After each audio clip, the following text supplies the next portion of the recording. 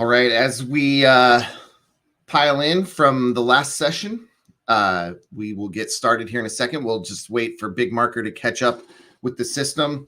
While that happens, I'll do some admin here before we hand it off to Rob Freed here. As you can see, welcome to the I guess we're calling it the North America sessions, but honestly, it's just kind of like the Eastern time zone to Pacific time zone sessions. You don't have to be in on the American continent to attend. So welcome to that. We have a full day now planned forward. A little bit later, I will share a slide once Rob is finished up of who we have for the rest of the day. But again, this will be another one of our 50-minute sessions. If you're just joining us, this is your first session coming in. We've been going since 11 p.m. my time yesterday. This is a full day, 15 sessions of forensic topics, DFIR topics, even some e-discovery stuff and how those all play together. And so we're coming in with another session here.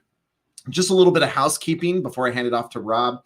Down at the bottom of your screen, you'll see little emojis and stuff, and you can signal those. And if Rob says something cool, you can give him a little smiley emoji or something. And over on the right is the chat, the QA.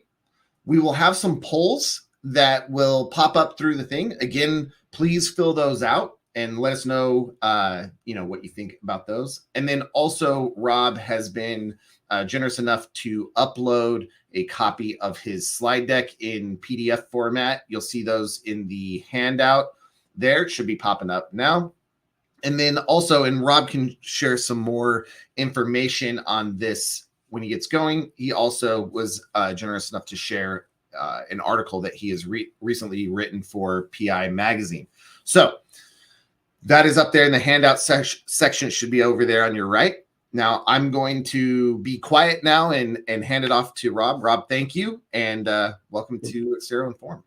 Yeah, thank you very much for the invite, Justin. I appreciate everybody joining this morning. It's here in New York, so I'm excited to be part of the event. I just want to make sure that everybody can see my screen okay. If you can just send me some thumbs up or a smiley face in that regard, that would be really helpful. Okay. There is like a small 5-second delay, so those types of things will take just a second. Okay, great. So I'm going to talk to you today about modern attachments. Sometimes these are referred to as hyperlinked attachments. We'll get into it, but these are unique situations now when we deal with email in terms of what's in the message itself and what may be in the message but located elsewhere. So taking through an agenda this morning, I'll tell you a little bit about me, the evolution of data sources over time. We're going to discuss cloud storage because that's a lot of what's going on here. And then in relation to modern attachments, where they're stored, and then also talk to you about how to collect them and how to go about processing them, and even thinking about that next step. And then we'll have time for some question and answers. I would encourage you to just ask your questions as we go along here, just so if something's fresh in your mind, to be able to address it as soon as we can. So a little bit about me. I have been in this industry for decades, a couple of decades now, a little bit over.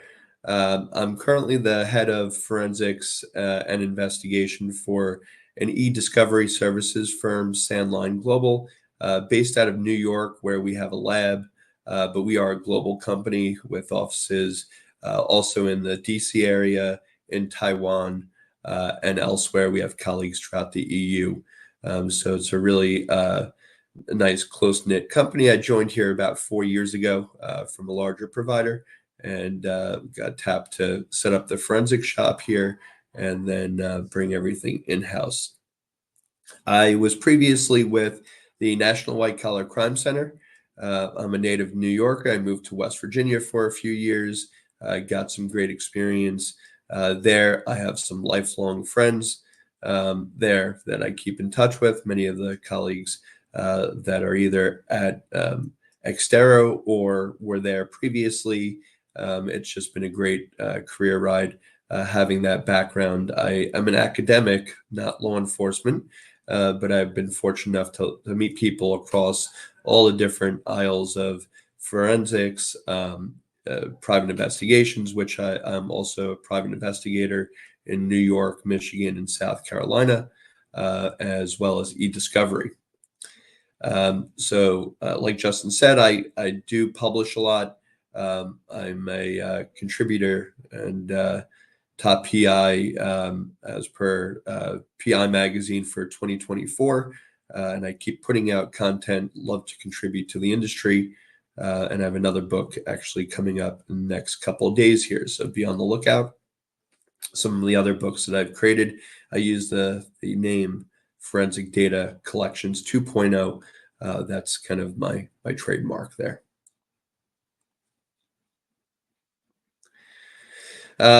Most importantly is, daddy to 3 future cyber sleuths. I'm done though. 3 is the limit for me. But each one has their own unique personality and they love forensics and the investigation side. Still trying to explain to my youngest son what things are, but he likes to throw things around the house. So that's the investigative aspect for the other kids.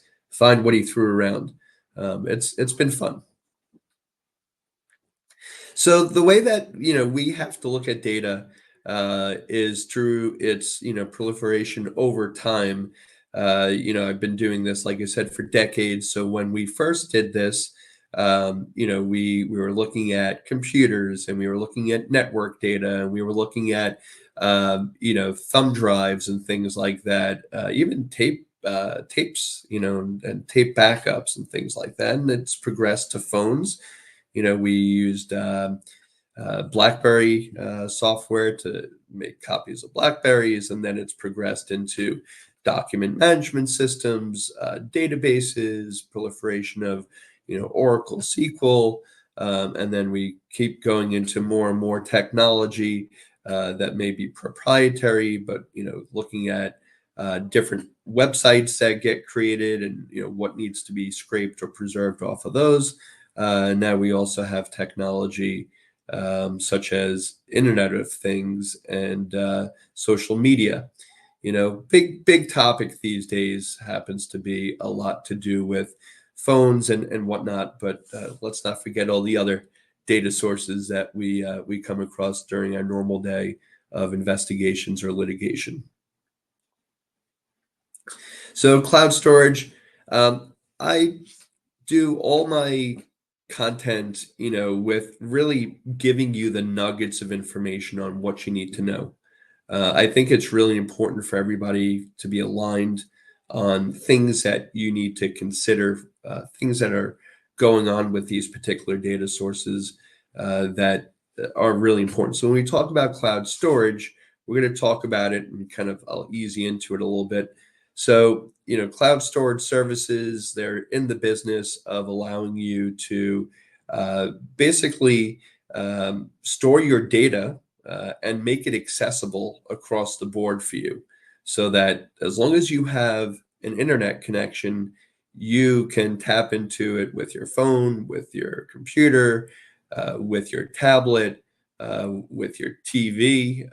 Amazing. Anything that has an IP address and has a screen and has a way to connect up can allow you to do it.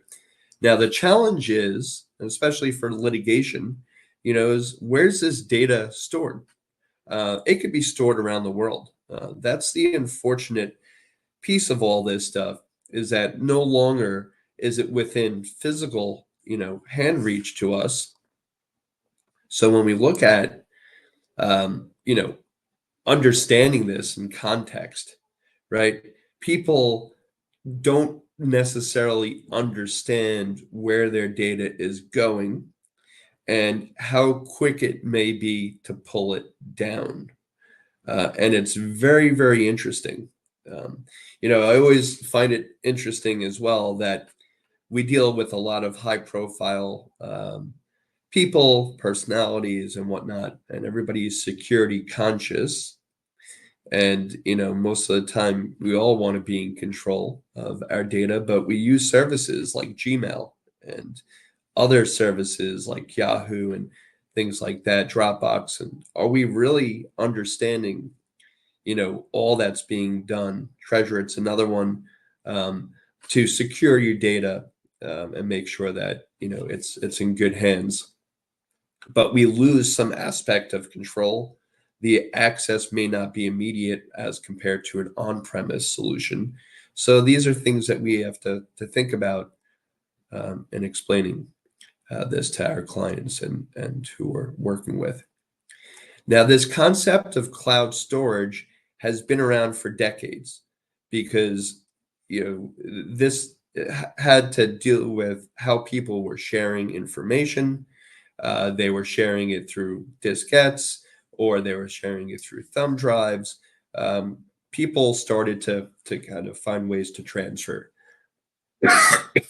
data.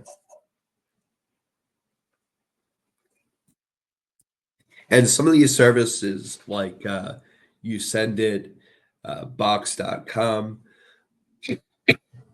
um, the mega upload, these are all they've been around for decades. Why is it now that we're truly wanting to focus in on this?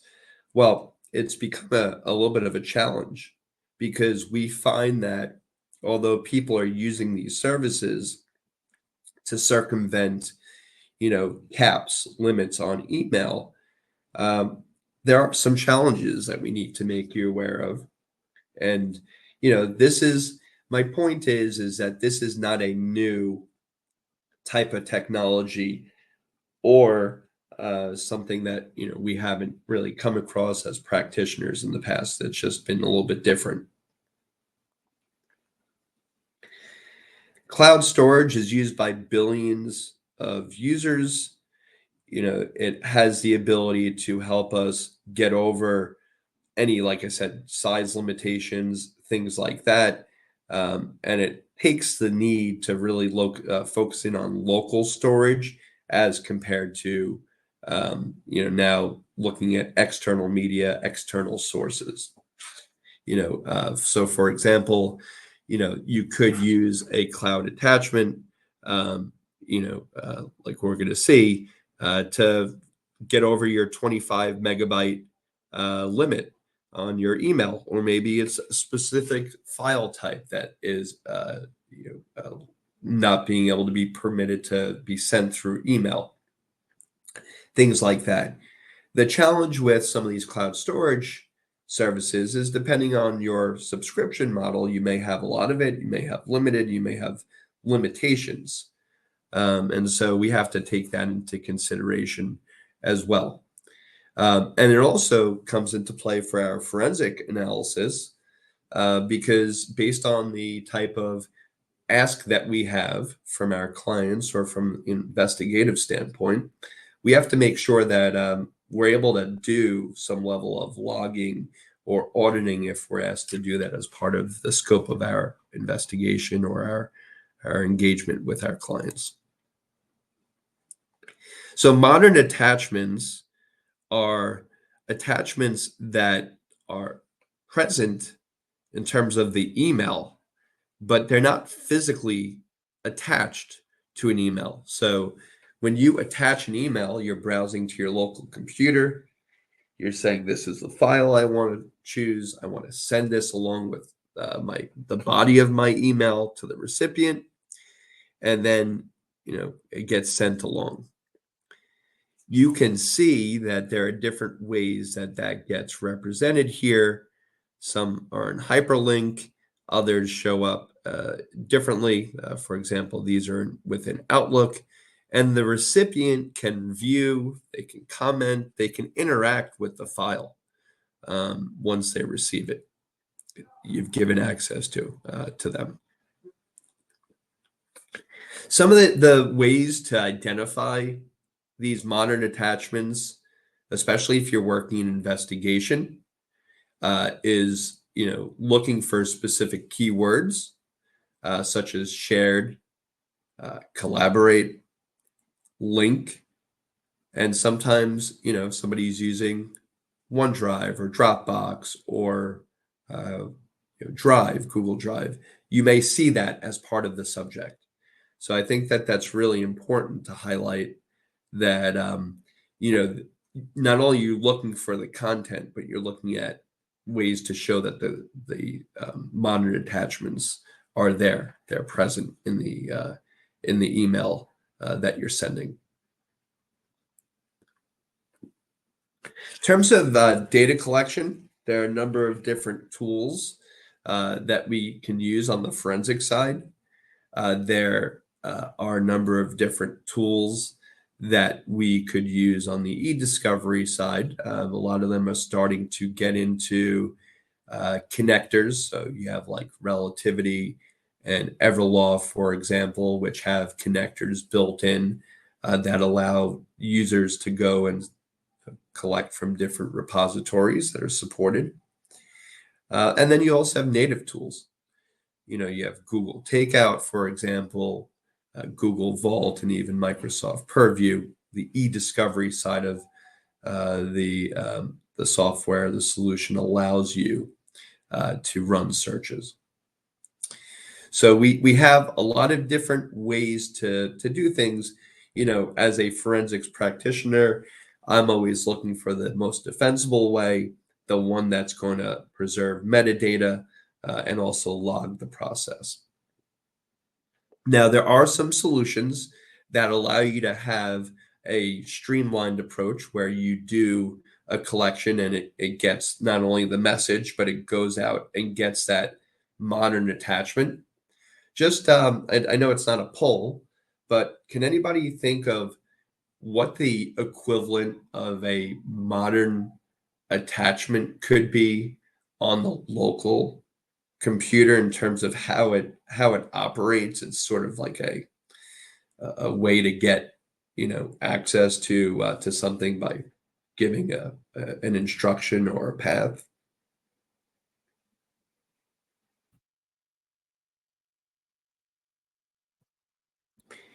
Well, if you think about shortcut files or link files on computers, this is a very similar, in my mind.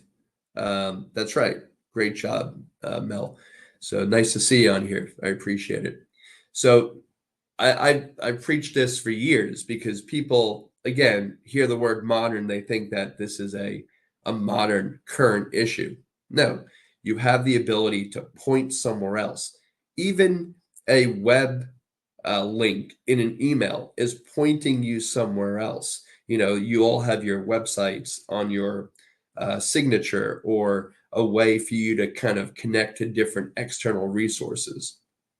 So these are easy ways, analogies to explain it to people in terms of what we're dealing with right now.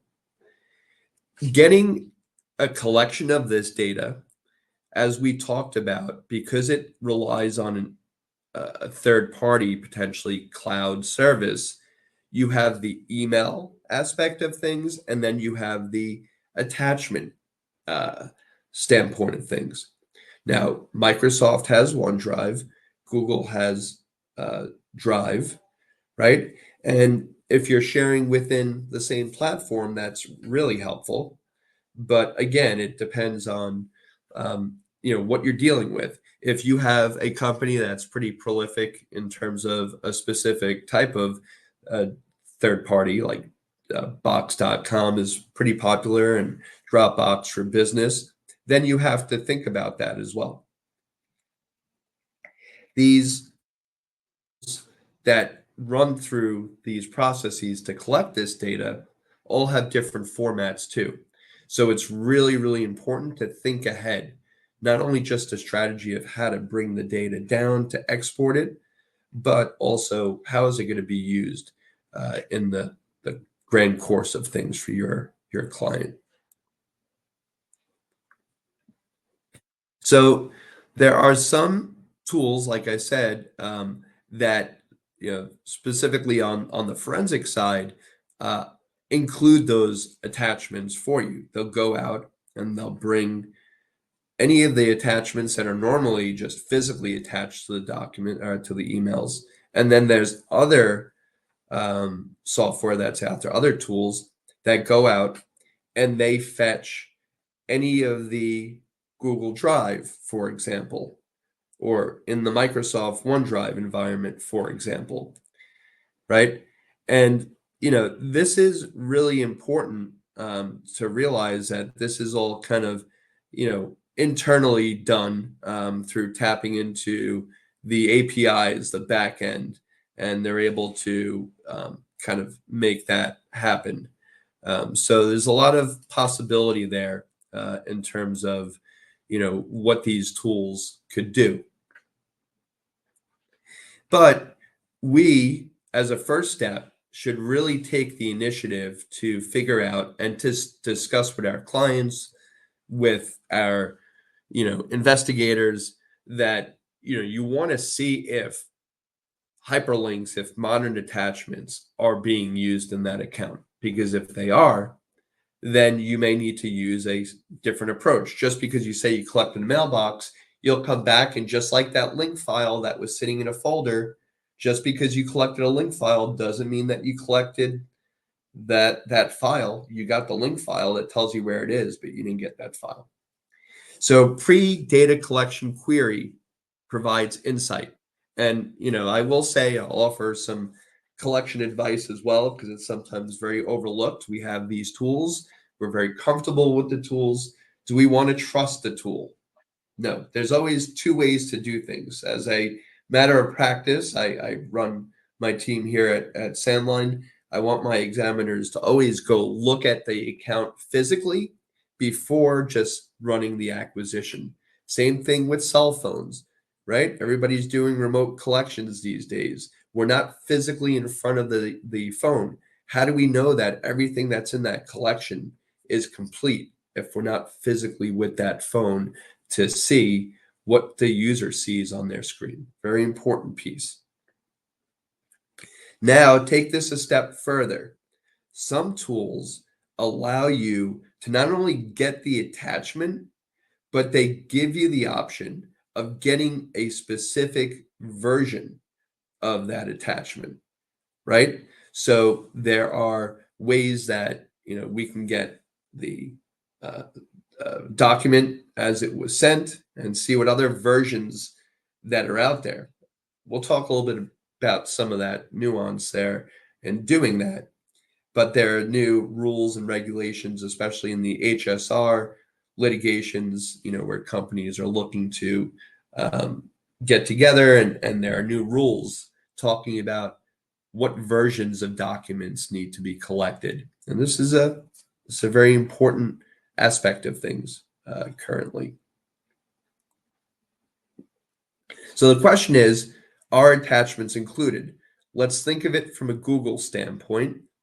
If you log into the Google account, which I suggest that you do if you're being given access, and you want to see what messages have attachments, you can run this query, has::drive, and it will allow you to see all those items. There's 15 of them in this mailbox. Just gives me an insight, right? It's just a regular Google query. So let's look at some Google takeout examples and start looking at this in practicality. So Google Takeout, as many of you may know, is open to a user who has a Google account that wants to create an archive or an export of their data, and allows you to not just go for email, allows you to go for information. There's actually, on my account, 69 categories that I can choose from. You can see it here in the top left. And then, you are able to say, okay, I have all these Google services in my Google workspace. I want email. That will allow me to then say, okay, I'm going to export my email. What format do I want it in? Do I want it in Mbox? Do I want it in PST? Things like that.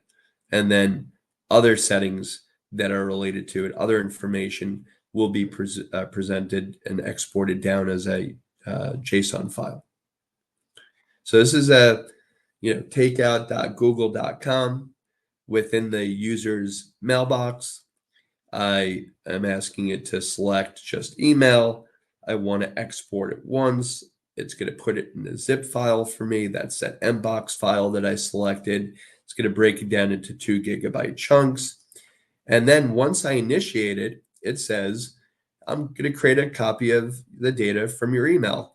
And you're going to have, a little bit time to download it. So make sure you get it. You get the email in your email box. So if you're trying to do a collection of a very prolific email user, this may take some time. I had a few gigs in there, so it took me a little time, but it says not only have you requested it, but you're ready to download. This goes to any administrator, also gets these emails that may be on there as well. I'm selecting email. I have my export of 70.8 megabytes. And that's interesting because that was my entire mailbox, but it's only exporting 70.8 megabytes. So start getting your thinking caps on, and then here, once the mbox gets uncompressed, it shows up as 330. And now we are on our way to start looking at the data in mbox format. I'm going to start my first poll just to keep it interesting for everybody. And I'd like you to kind of look at this and take a moment to answer.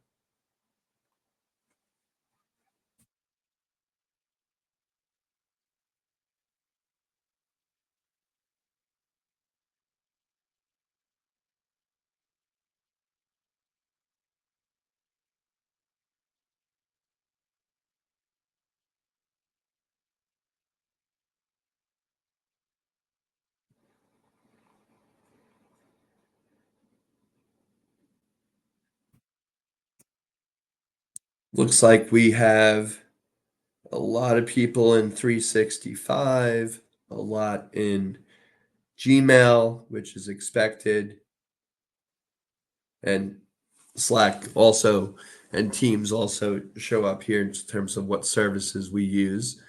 You may use Teams as part of your Microsoft email and not recognize that. But Slack, that's, I see just a couple of 1 or 2 users there on Slack. Very interesting.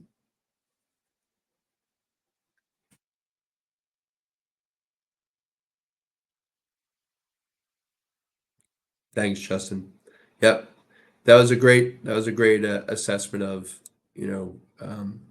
where we are with, what we're using. So hopefully, this information is useful to you. Hopefully, if you don't know about Google Takeout, you learned it. Let's look at emails right now to show you how this is practically looked at from an investigation examiner standpoint. So here's an email. So I used an Mbox viewer, and Mbox is a pretty industry standard type of file. You can get any viewer. Most forensic tools view them. I wanted to just show you kind of what this looks like. So I have my email. And this is my Sandline Global email. And you can see here that I have 2 hyperlinks. I shared some information with my colleague at Sandline forensics at gmail.com. This is the mailbox that I actually collected. So this is coming from Rob Freed at Sandline 2, the Gmail account. Take a look at this email. This email has not only just these URLs, but also has my signature and has some other stuff here. Okay, take a visual of that. When I click on those links, and I would always say don't click on them, but you can hover over them. This is for demonstration purposes, is to show you what those files look like when you select them and go into them and look at them in a Google environment. So we click on the URL. You can see here, that's your first indication that these are a hyperlinked attachment or a modern attachment because it's going to Google Drive, docs.google.com. My point is, if you look at this URL, are you able to tell anything about the name of the file? No. So it's interesting that clicking into the file gives you more context, but just looking at that email as a user here, I'm not getting that information. Now, sometimes, depending on how you see the message, the email client that you use, Outlook or whatever, may auto populate that for you and give you some information there. But this is to show you once I click on it and go to the Google environment, the Google Drive environment, it shows me my file names. And you can see here, this is multiple, whatever is spelled wrong, and then multiple, and it's spelled wrong for a reason to be able to identify it, which we'll see shortly here. So this tool that I used was just a regular mbox viewer, and when I clicked on that message in the message pane where all my messages are listed, I see here that only 2 files are showing up as dependents on that. In the background is the message source. So this is not the header information, but the message source of the message. And you see here that there's image 001.png, image 002.png, and here are those 2. This is what it looks like when I open up those 2 files. So this is part of my email signature, if you remember.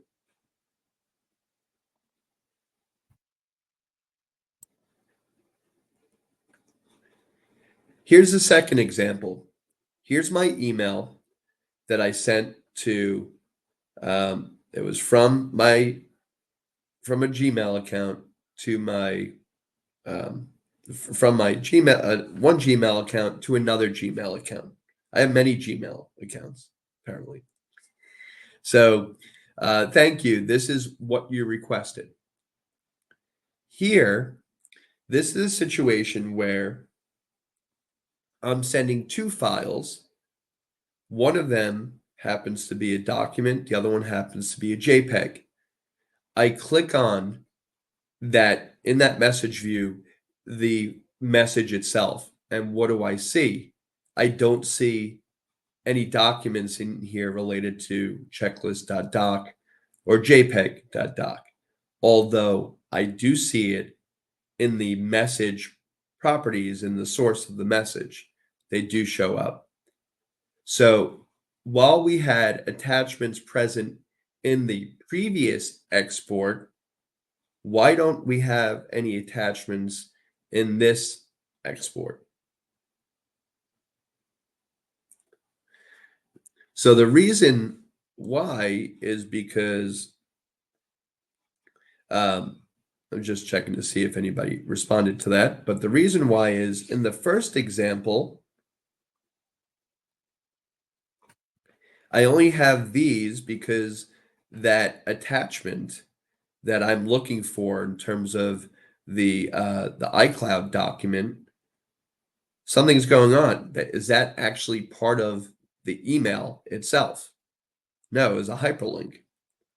Is this document part of that Or is this JPEG part of that email message? No, because when we looked at it, it went to Google Docs. So my point here is that depending on the tool, there may be tools that are able to do this for you in one sweep. There may be other tools that do this as part of a two-step process. Google Takeout is a two-part process because if somebody's using Google Cloud Storage, which is known as Google Drive, the Google Takeout process is going to export your email separately from your Drive. So if you have anything that's in your Drive account, you have to do it as a two-step process. So seeing that I ran the has attachments, seeing that my collection is small to begin with on my export, seeing that the files that I would expect to see are shown but not others is a clear indication that you may have access to somebody's Gmail email and just say, hey, I'm going to use this program. But if you're not thinking about hyperlinked attachments, modern attachments, you're going to walk away with an incomplete collection. Just like I talked to you about that link file. If the subject of an investigation is documents in a folder with the project name, Freed Enterprises, and you're not getting the stuff that's being pointed to by the link file in that folder, you walked away with an incomplete collection. Same thing here. If you're not considering hyperlinked attachments, it's not going to be complete unless you do so. So here I will initiate a second takeout request, selecting only my Google Drive at this point out of 69 different options. I then go to my advanced settings, and by default, these were off, but I want to include any named, published, and uploaded versions, okay, that are out there. And then I also want to include any information like dates and times. You may need to have that information relevant to the case and include any files or folders that are in the drive as well. So you want to have everything. And then here you have the ability to, for the most part, just see what, the format's going to be, your deliverable. Remember, I told you it's as important as it is to make sure that you get a collection of everything, but also the format of what you're going to get is important. You can export in docx, PDF, JPEG. Remember, with Google, they have their own infrastructure as well and how they name files. So you want to take that into consideration. So here's my Google Takeout for the Google Drive. You guys have seen it, 2 emails. One of the emails was known as, the attachments was known as Sandline iCloud Collection Checklist. What's missing there is that file. The other one was a temp file of a JPEG file. That's great. Here's that JPEG file, and underneath the JPEG file is an info file in JSON format. Here's that JSON format. You can see some dates and times in there. My Google Drive export is 4.03 gigabytes. So not everything is associated with email in there or as an email attachment because it's my personal storage, but it just goes to show you that 70 megabytes may not be telling you the full story. So the question then becomes, what's missing? What's missing is that document, the Sandline iCloud Collections checklist. It's in my Google Drive. It's in the Google Drive account. But why is it not part of this export? I got the temp JPEG. I didn't get the document. The reason why it's not in there is because it was sent to me from forensics at sandlineforensics.com. And if you look at the owner, that owner has control as to, how it's shared and who has access, things like that. So when I look at what I'm getting down with the collection and I'm not taking notice of this, that, this is the list of my export. Do I have everything? That's going to be really important. It shows up in my email body, but I don't have it in my collection. Again, this is looking at the Drive account for the user that you've collected for. It looks like it's here, but I don't have the access to download it. So some important considerations.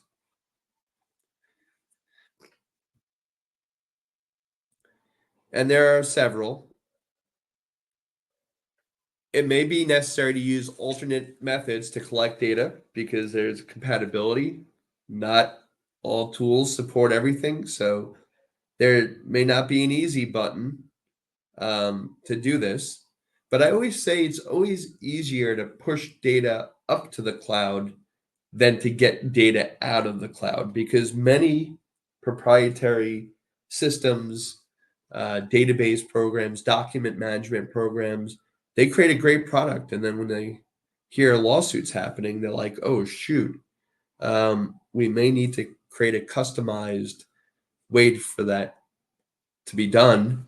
So that's really, really important to keep into consideration. So again, how is the data going to be potentially reviewed? Is it going to be needed in native format? Will it be in a document review platform where you have to know the parent-child relationship? So the parents, the message, the children are the attachments. How are you going to produce this over to the producing, the party that's receiving them? Are they going to be given in PST format or MBOX format, which is pretty common, or the format RSMF, which works with the relativity review platform and it's pretty popular now, RSMF? And, in terms of a presentation, will you have to produce it in native form? These are all things that you should be considering. Accessibility and versions. You may need, very, very much so, two-factor authentication in addition to the email address and the passcode, or the account username and passcode. So this is really very important, that you can't just say, give me the email address and we'll be on our way. Somebody's got to give you access. Almost every account now has the ability to be two-factor authenticated, and people can switch their passwords if they don't feel comfortable giving it to you, but know that this is required. And then also, do you have access to the attachment from the account that you're collecting from? Remember, sandlineforensics@gmail.com saw that checklist for iCloud, but because forensics@sandlineforensics.com had it, we couldn't download it. So there's an issue there. So it could be that you don't have access. It could be that that was deleted and no longer accessible.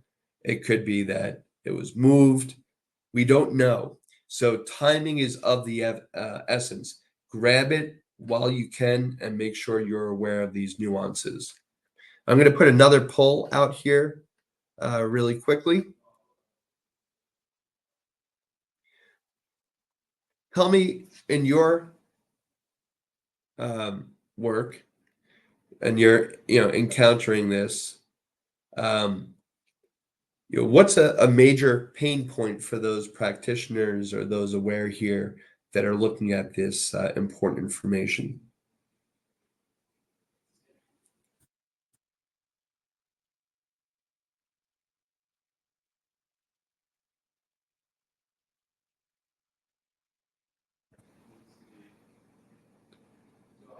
Nice. So we're at about an even, oh, there we go, versioning. Okay.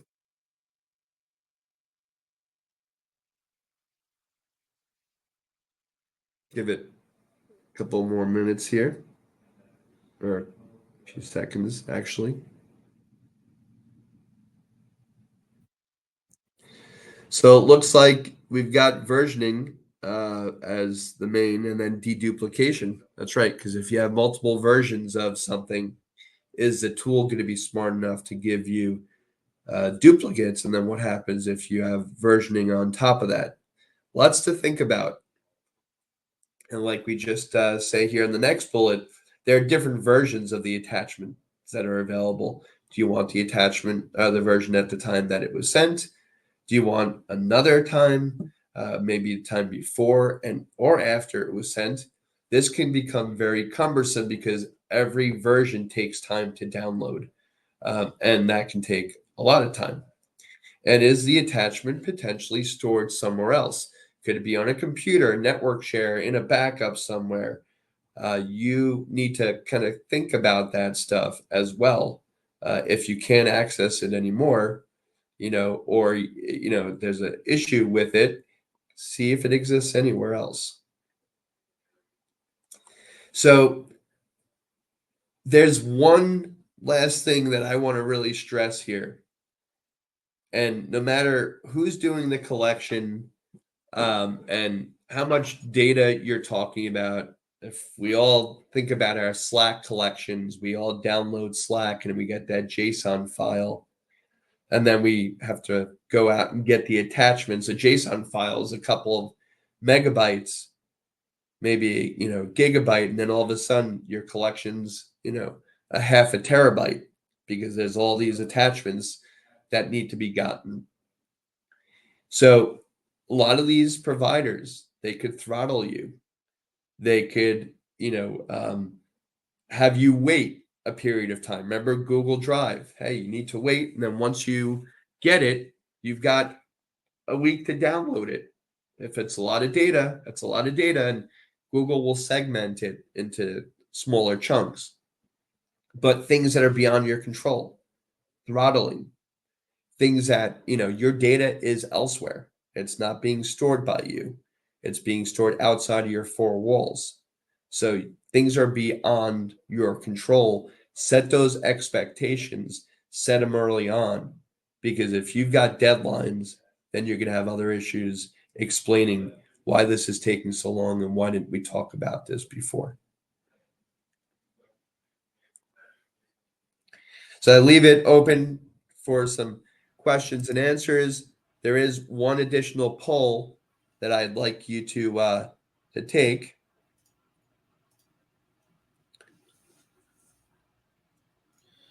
While we're doing And that, then go ahead. we'll wrap it up. So how do you identify cloud attachments will be an issue or something that should be considered for this particular type of data?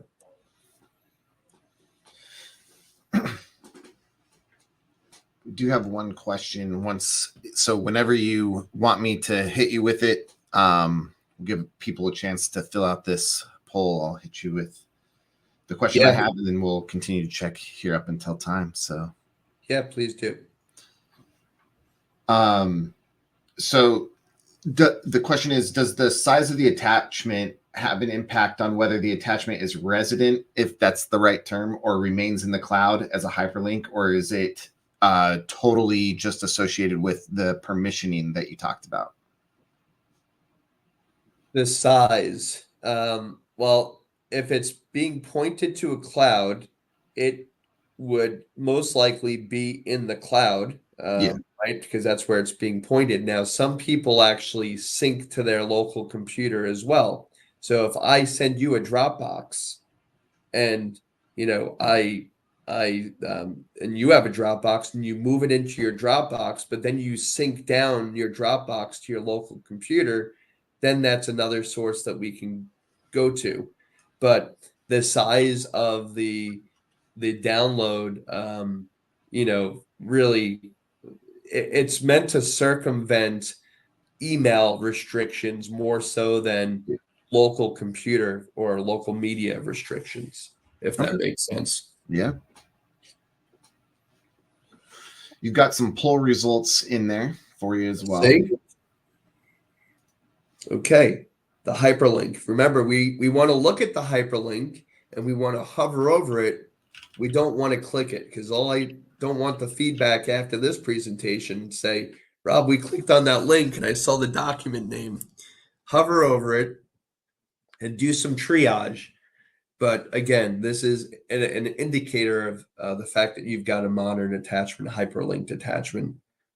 Just out of curiosity, I'd love to ask what you guys call this. Is it a modern attachment in your organization, hyperlinked attachment, a shortcut? Just curious because that's a common the common thing we're all addressing, and we all refer to things differently as we wrap up here.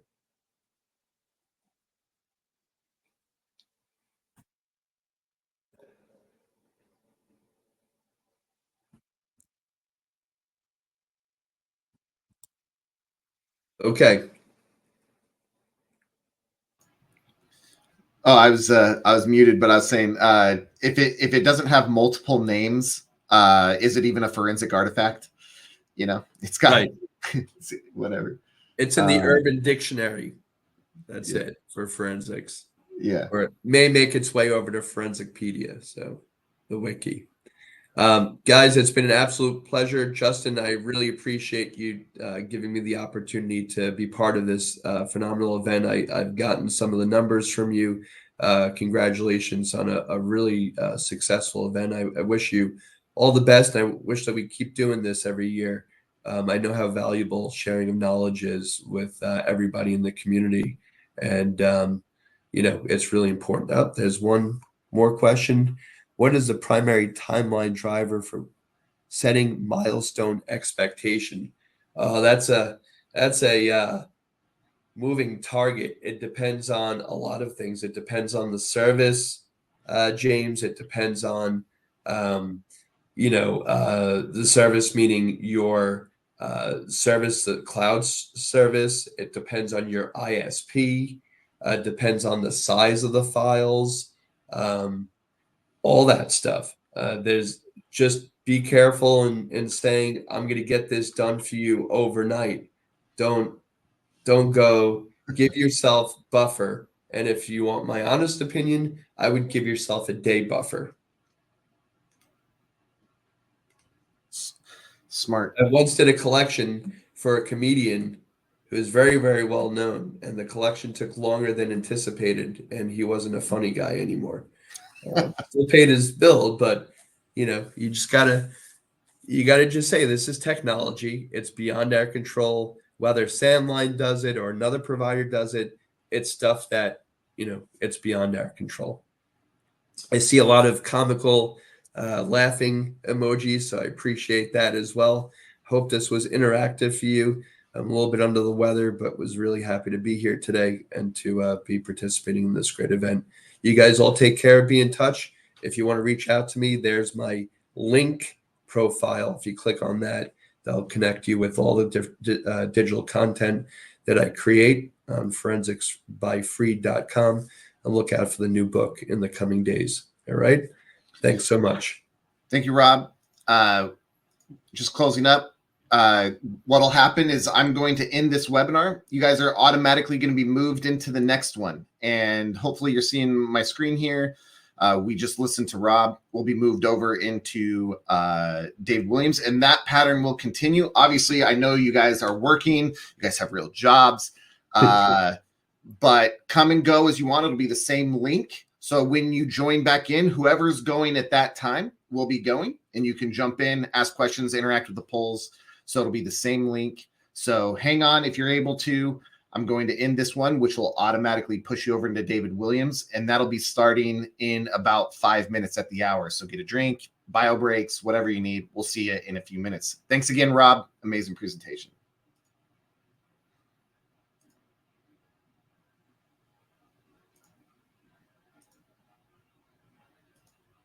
All right. Thank you. This is your first one for today, right? Because you're Yeah. what, 8 a.m.